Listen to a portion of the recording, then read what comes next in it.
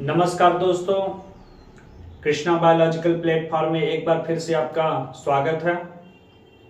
दोस्तों, पिछले लेक्चर में हमने आपको बिलियन के विषय में बताया, बिले क्या है उसके विषय में बताया और विलायक क्या है उसके विषय में बताया। फिर हमने ये बताया कि विलायक के भौतिक अवस्था के आधार पर बिलियन कुल कितने प्रकार के होते हैं, उन सब चीजों के विषय में भी बताया। फिर द्विअंगी विलयन क्या है उसके विषय में बताया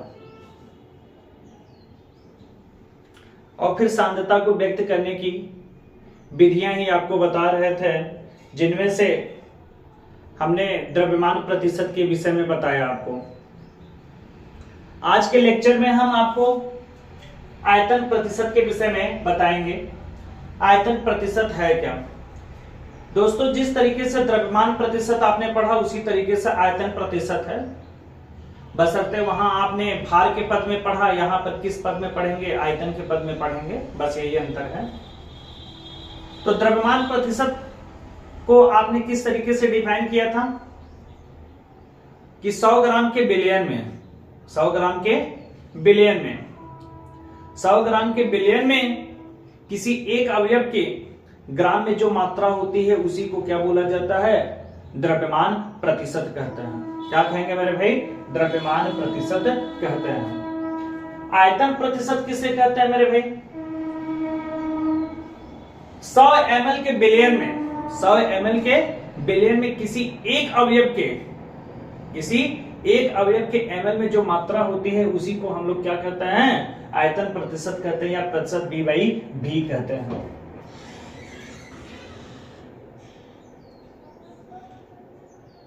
बिलियन में अगर किसी अवयव का आयतन प्रतिशत निकालना हो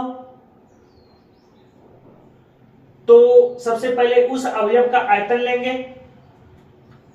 फिर उसमें बिलियन के कुल आयतन का भाग दे देंगे और उसके पश्चात क्या कर देंगे मेरे भाई? 100 का गुणा कर देंगे। एग्जाम्पल के रूप में समझते हैं इसको। एथेनॉल का जल में 10% बिलियन का तात्पर्य क्या है? एथेनॉल का जल में 10%, चूंकि एथेनॉल किस अवस्था में है? द्रव अवस्था में होता है। जल भी किस अवस्था में है? द्रव अवस्था में है। तो इसका मतलब हम लोग इसका उपयोग द्रवीय विलयनों की सांद्रता को व्यक्त करने के लिए करते हैं। द्रवीय विलयनों की सांद्रता को व्यक्त करने के लिए इसका उपयोग करेंगे। एथेनॉल का जल में 10% विलयन का तात्पर्य क्या है? एथेनॉल का जल में 10% विलयन का तात्पर्य यह है कि 10 ml एथेनॉल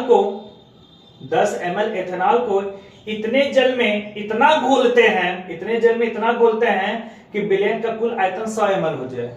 मेरे भाई, अगर हम 10 ml एथेनॉल को अगर जल में क्या कर रहे हैं मेरे भाई? घोल कर अगर बिलियन का कुल आयतन 100 ml कर रहे हैं तो इसका मतलब यह है कि जो आपका जल होगा वो कितना होगा? 90 ml होगा।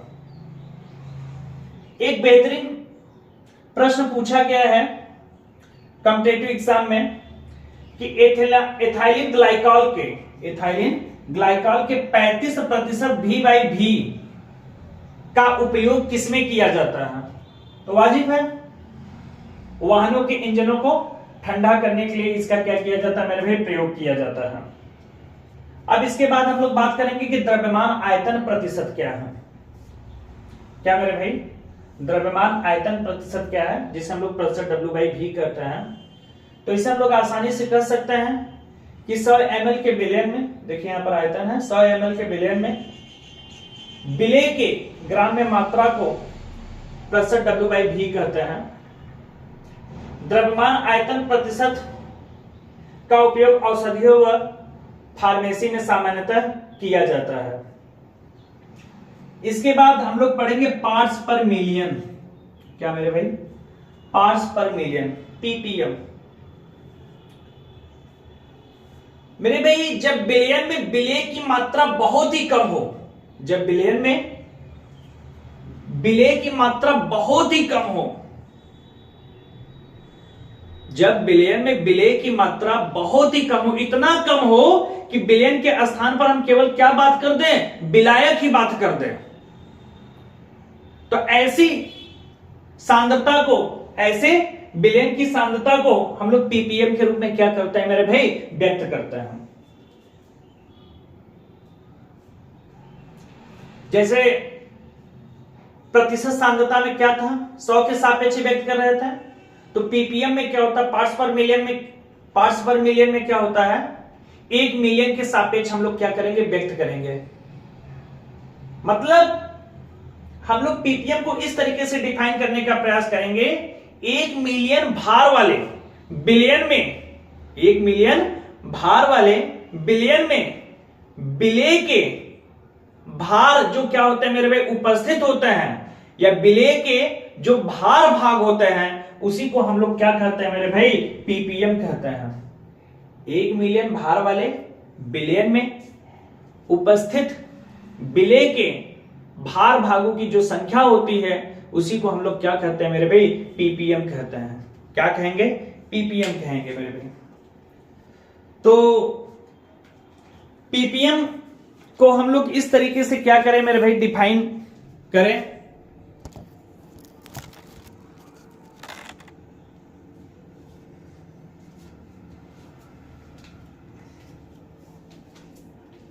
जैसे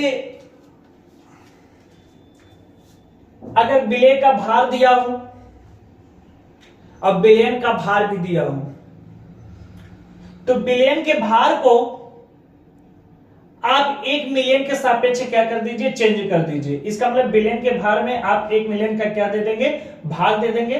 तो बिलियन का भार जो है वह किस में चेंज हो जाएगा, 1 मिलियन के सापेक्ष चेंज हो जाएगा। और यहां पर क्या हो जाएगा मेरे 10 की घात 6 का क्या हो जाएगा, मल्टीप्लाई हो जाएगा। तो प्राय हम लोग इस फार्मूले का क्या करेंगे, यूज करेंगे। एनसीईआरटी में एक बेहतरीन क्वेश्चन दिया है मेरे भाई, 1 लीटर समुद्र के जल में, 1 लीटर समुद्र के जल में 6 × 10⁻³ ग्राम O2 घुली हुई है। समुद्र के जल की सांद्रता पीपीएम में क्या कीजिए, व्यक्त कीजिए। तो यहां पर मेरे भाई 6 × 10⁻³ ग्राम O2 घुली हुई है, किसमें, 1 लीटर समुद्र के जल में। इसका मतलब ये विलेय है, और ये क्या मेरे भाई, समुद्र का जल क्या होता है, विलयन होता है ना, उसमें तमाम प्रकार के क्या होते हैं, लवण होता है। तो ये क्या मेरे भाई, ये विलयन है। लेकिन यहां पर विलयन का भार नहीं दिया है, बल्कि क्या दिया है, आयतन दिया है।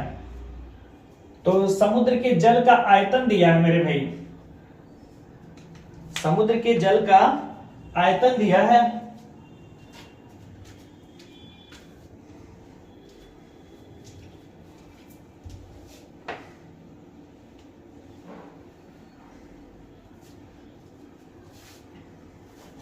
अगर समुद्र के जल की सांद्रता पीपीएम के रूप में अगर आपको क्या करना है, व्यक्त करना है, तो कुछ करना नहीं है। तो समुद्र के जल में जो O2 घुली हुई है, उसकी कितनी मात्रा है मेरे भाई, तो इसका मतलब विलेय के भार भाग,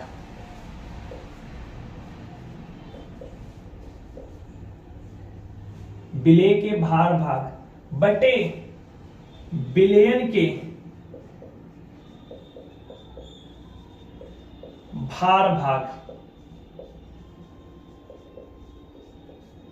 विलेय के भार भाग बटे बिलियन के भार भाग। तो बिलियन के भार भाग को किसके सापेक्ष चेंज करना है, 1 मिलियन के सापेक्ष चेंज करना है। तो इसमें हम 1 मिलियन का क्या दे देंगे, भाग दे देंगे। तो ये 1 मिलियन कहां पर चला जाएगा, यहां पर कर क्या हो जाएगा, मल्टीप्लाई हो जाएगा। अब यहां पर विलेय का भार कितना है मेरे भाई, 6 × 10⁻³ ग्राम। लेकिन यहां पर मेरे भाई समुद्र का जो जल है वह आयतन के पद में दिया है, भार के पद में नहीं दिया है। तो समुद्र के जल का आयतन कितना है मेरे भाई, 1 लीटर दिया है। समुद्र के जल का आयतन कितना दिया है, 1 लीटर दिया है। तो इस 1 लीटर समुद्र के जल को भार में क्या करना है मेरे भाई, चेंज करना है। अब भाई आयतन को अगर क्या मेरे भाई भार में चेंज करना है, तो उसके लिए क्या चाहिए मेरे भाई, घनत्व चाहिए। और समुद्र के जल का घनत्व कितना होता है मेरे भाई, 1030 किग्रा प्रति मीटर क्यूब, या 1030 × 10⁻³ ग्राम प्रति मीटर क्यूब। ये समुद्र के जल का क्या है मेरे भाई, घनत्व है। तो एक काम कीजिए, 1 लीटर बराबर क्या होता है, 10⁻³ मीटर क्यूब। यहां पर क्या कीजिए, 1 लीटर समुद्र के जल का भार निकाल लीजिए। 1 लीटर समुद्र के जल का भार यहां पर निकाल लीजिए, जल का भार आयतन गुणे क्या होता है, घनत्व होता है।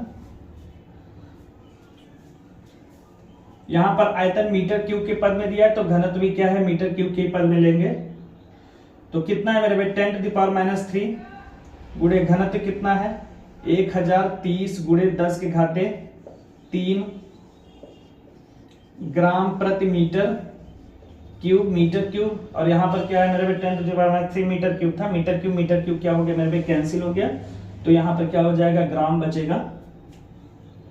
ये भी आपका क्या हो जाएगा, कैंसिल हो जाएगा। तो कुल मिलाकर 1 लीटर समुद्र के जल का जो भार आया वह कितना आया, 1030 आया।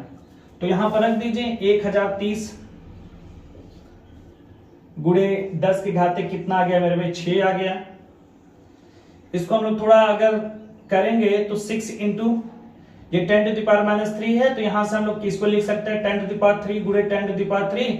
तो ये क्या हो जाएगा, कैंसिल हो जाएगा। यहां पर बच जाएगा 10⁻³ अपान 1000 कितना मेरे भाई 30 बच जाएगा। 6 इंटू 10⁻³ 1.030 इंटू 10⁻³ लिख सकते हैं। ये भी क्या हो गया, कैंसिल हो गया। 6 में 1.030 का क्या करेंगे मेरे, डिवीजन करेंगे तो 5.8। ये जो आया है यही क्या है मेरे भाई, पीपीएम में क्या है मेरे भाई, सांद्रता है। यही क्या है, पीपीएम में क्या है मेरे भाई, सांद्रता है, पीपीएम। तो पार्ट्स पर मिलियन हमने क्या किया मेरे भाई, उसके विषय में आपको बताया। पार्ट्स पर मिलियन से रिलेटेड कुछ क्या थे भाई, न्यूमेरिकल थे, जो कि एनसीईआरटी ने में दिया था। डायरेक्ट उसका क्या दिया था मेरे भाई, आंसर दिया था, लेकिन किस तरीके से क्या किया गया, निकाला गया, उसके विषय में नहीं दिया मेरे भाई।